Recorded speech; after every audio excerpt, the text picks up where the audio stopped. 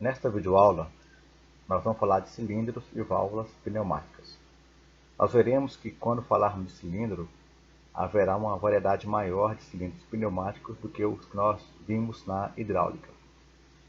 E também nas válvulas pneumáticas, há também outros tipos de válvulas que são conhecidas como válvulas auxiliares, que também representam uma maior variedade na pneumática. E à medida que o assunto for evoluindo, nós vamos mostrar alguns circuitos pneumáticos básicos para que o aluno tenha entendimento de como as coisas funcionam na pneumática. Nós falaremos ainda do método intuitivo para a construção de circuitos, do método cascata, que é uma das alternativas, e depois entraremos na eletropneumática. Neste slide, eu proponho a vocês que montem um circuito que execute a sequência A mais B mais, B menos A menos. Notem que aqui eu fiz uma ligeira inversão no finalzinho da sequência. Nós tínhamos anteriormente A menos B menos. Agora nós temos B menos A menos. Essa sequência é de fato um desafio. Portanto, eu peço a vocês que não avancem para o próximo slide, façam aqui uma pausa no vídeo e tentem de fato montar essa sequência. Por uma questão de facilidade, eu coloquei para vocês aqui os cilindros e algumas válvulas que poderão auxiliar nessa sequência. Então, a ideia aqui é que vocês apenas liguem as linhas a partir do distribuidor, montem o circuito e vejam se de fato a sequência que foi pedida ela vai ser de fato executada. Então eu já coloquei aqui o botão Start e algumas válvulas de início e de fim de curso. Então vamos aqui só fazer um pontapé inicial. Uma vez que a pressão chega no botão Start, ela está inicialmente bloqueada. Ele sendo acionado, joga a pressão na linha 14. A linha 14 é o piloto, que está o comando de avanço da haste do cilindro A. Então ele vai avançar até chegar ao final do curso e tocar em 2S1. 2S1, por sua vez, está com a pressão bloqueada. Então ela vai jogar a pressão na linha 14 e essa, por sua vez, vai promover o comando de avanço da haste do B. E o B vai avançar até o final do curso e, lá chegando, vai acionar 2S2. O que 2S2 faz? Teria que dar o comando de retorno de B. E assim por diante até a conclusão da sequência. Então peço que vocês montem as linhas, façam o passo a passo e vejam se de fato a sequência vai acontecer. Se você conseguir fazer esta sequência dar certo pelo método intuitivo, eu te dou 10 pontos. Em 100 você ganha 10 pontos. Tá? É um desafio. Ok? Então agora, imaginando que você tentou, ou que você conseguiu ou não, nós vamos ao próximo slide.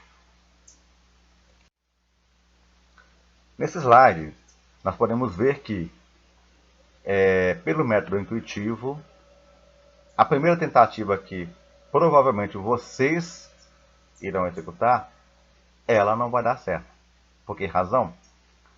Porque a válvula 1S2 ela já está inicialmente acionada. Por que razão? Porque como a haste do B inicia no circuito recuada, então ela já está inicialmente acionando 1S2. Então a válvula 1S2 ela já está inicialmente acionada, jogando pressão no piloto 12 da válvula que aciona o cilindro A. Então, se você tentar acionar o botão Start, ele joga a pressão no piloto 14. Neste caso, nós teríamos um conflito de sinal, porque essa válvula que aciona o cilindro A, que é a B1A, esta válvula ela vai estar com pressão nos seus dois pilotos ao mesmo tempo. E isso é um conflito de sinal. Portanto, se a proposta que você montou foi essa que está aqui no slide, ela não funciona. Né? Porque nós temos um chamado conflito de sinal. Então, ou seja, Você pode até tentar fazer aqui algum ajuste para poder gerar sequência. Eu ainda continuo dando os 10 pontos para quem pegar esse projeto que está aqui, fazer as devidas modificações e ver se vai funcionar. Tá? Só não vale usar o método cascata, que eu vou mostrar para vocês de agora em diante. Tá? Bem, então, já de cara, nós poderíamos entender que essa sequência ela já apresenta um conflito de sinal. E como é que nós sabemos disso? Simplesmente olhando pela a própria sequência em si. Nós temos aqui A mais, B menos, A menos. Então, quando nós temos a letra B repetindo, né, é porque isso aqui já é um conflito de sinal.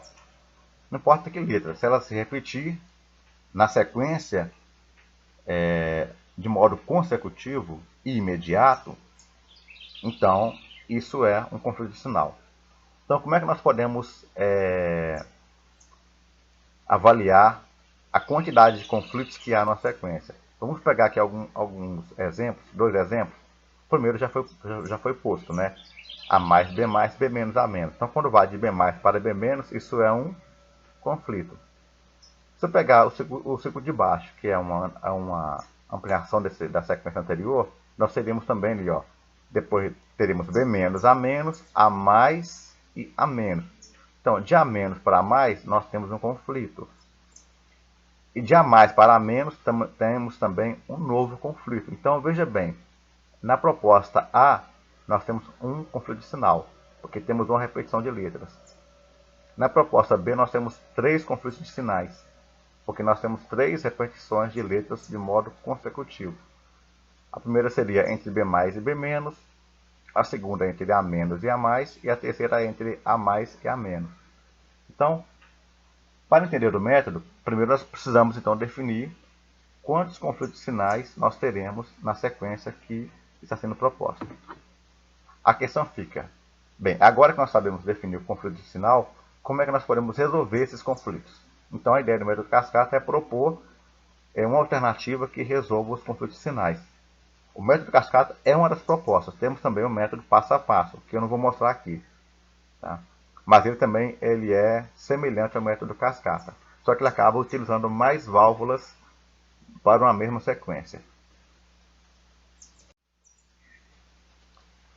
Bem, a ideia desse método é o seguinte.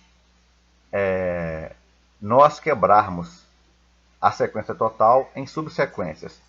Então, nós temos aqui o A mais, B menos, A menos. Como seriam essas subsequências? A subsequência ela acontece até o conflito. Então, aqui nós temos A mais, B mais, B mais, B menos é um conflito. Então, aqui a gente quebra a sequência. Então, nós teríamos aqui 2 subsequências, A mais, B mais e a sequência B menos, A menos. Então, ou seja, aonde há um conflito, nós finalizamos nossa sequência e iniciamos a outra a partir daquele do novo conflito. Aliás, deixa eu explicar melhor. Onde nós encontrarmos um conflito, antes dele é uma sequência, após ele só vai ser outra sequência. Então vamos ver, por exemplo, o exemplo de baixo. A mais B mais é a primeira subsequência, porque logo em seguida vem um conflito, e aí então se inicia uma subsequência, mas ela vai até onde? Ela vai até encontrar um novo conflito. Então temos que B menos, A mais. Entre A menos e A mais, um novo conflito. Então, B menos, A menos vira uma subsequência. Aí vem uma outra sequência, A mais, A menos. A mais, A menos também tem um conflito. Então, o A mais, ele é uma subsequência, embora seja apenas um movimento, mas é uma subsequência. A questão é, neste método, cada subsequência ela é executada por uma linha de pressão. Então, se nós temos um conflito, vamos ter 2 subsequências. Se temos 2 conflitos, 3 subsequências. Se nós temos 3 conflitos, 4 subsequências. Ou então podemos dizer o seguinte, olha, se temos um conflito, vamos ter 2 linhas de pressão. Se temos 2 conflitos, vamos ter 3 linhas de pressão. E assim por diante. Ou seja, o número de linhas de pressão ela vai ser igual ao número de conflitos de sinais mais 1. Então, aqui nós vimos, no primeiro exemplo, um conflito de sinal, portanto, duas linhas de pressão. No segundo exemplo, nós temos três conflitos de sinais, portanto, temos quatro linhas de pressão. Então, ou seja, cada linha de pressão ela será responsável por executar uma subsequência. Mas a questão é, então como é que eu vou de uma linha de pressão para a outra linha para que eu consiga executar toda a sequência? Então essa é a ideia do método e nós vamos agora ver como isso acontece.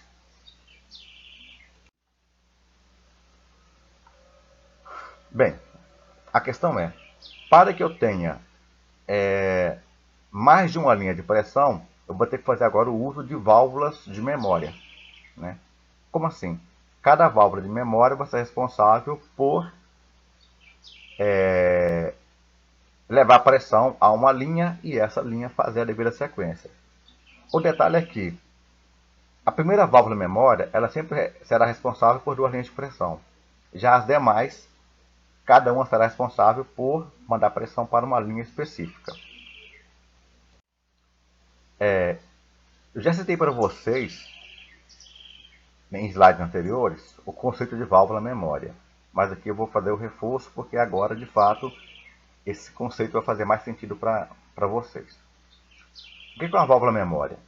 É uma válvula direcional que não possui mola para ser comandada. Nesse caso específico, ela é comandada por linhas de pressão, ou por pilotos, né? E não por mola e nem por botão. Ou seja, na verdade, ela guarda memória de posição. Então é só um termo a mais aqui para a gente poder trabalhar com a metodologia. Então, a válvula memória ela não possui retorno por mola e ela tem acionamento por, no caso aqui, piloto pneumático, já que nosso caso aqui é pneumática básica, não entra eletropneumática aqui. Que também poderíamos ter uma válvula de memória que é acionada por solenoides. Ou seja, a questão é, ela não pode ter mola, simplesmente isso. Né? Mas nesse caso específico, eu preciso que ela tenha pilotos pneumáticos. Então, onde é que ficam essas válvulas de memórias? Ela fica abaixo das linhas de pressão e elas são responsáveis pela mudança de pressão de uma linha para outra. Então, se eu tenho uma válvula de memória, ou seja, eu tenho dois conflitos de sinais, eu tenho um conflito de sinal, vou ter duas linhas de pressão. Então, nesse caso específico, em que eu tenho apenas duas linhas de pressão, eu vou usar uma válvula de memória. Então, na verdade, ou seja, a quantidade de válvulas de memória é igual à quantidade de conflitos de sinais. Então, se eu tenho um conflito de sinal, vou ter uma válvula de memória. Se eu tenho dois conflitos, duas válvulas e assim por diante. Então, nós vamos ver aqui três situações em que nós temos essas montagens dessas válvulas de memória. O primeiro caso é o mais simples de todos. Nós temos essa válvula direcional, VM1, e em cima duas linhas de pressão. Então, uma vez que eu estabeleço o número de conflitos de sinais, eu já sei quantas linhas de pressão, então eu desenho lá tantas linhas de pressão, traço lá algumas linhas horizontais, né? Então, no caso aqui, eu tenho duas linhas horizontais e uma válvula de memória. Como essa válvula de memória possui duas posições, então, nesses casos específicos, uma posição é responsável por uma linha, enquanto a outra posição vai ser responsável por outra linha. Né? Então, repara aqui, ó, essa válvula de memória 1, na condição que ela se encontra, ela inicia com pressão, jogando pressão para a linha 1. Então, uma vez que a sequência dessa linha é executada, ao final dessa sequência, eu vou utilizar o piloto para tirar a pressão da linha 1 e jogar na linha 2. Então, quando o piloto 12 aqui é acionado, o que ele faz? Ele pega a pressão que veio do compressor, que mandava para a linha 1, agora manda para a linha 2. E com isso, então, eu executo a segunda subsequência e aí o circuito se encerra. Se eu tiver uma terceira linha de pressão, então vou utilizar uma segunda válvula de memória. Então repara que na condição inicial o que é que nós temos? A pressão ela está indo para a linha 1. E aí, uma vez executada essa sequência, o próximo passo vai ser o quê? Jogar a pressão no piloto 12 dessa válvula de memória 1 E aí ela vai pegar a pressão que vinha lá de baixo, que mandava para a linha 1, e vai mandar para a linha 2. Então, repara que interessante, uma vez que ela joga a pressão da linha 2, ela também pega a pressão da linha 1 e joga para o escape. Então a linha 1 fica sem pressão e a 2 fica com pressão. Então esse que é o interessante desse método, né? E aí então a sequência da linha 2 é executada. Quando chega ao final dessa sequência, joga-se pressão no piloto 12 da válvula de memória 2, e aí a pressão que estava indo para a linha 2, ela vai para a linha 3, ao mesmo tempo em que esse piloto que sai, essa linha de trabalho que sai da conexão 2 da válvula de memória 2, ela tem uma derivação que joga no piloto 14 da válvula de memória 1, que nesse momento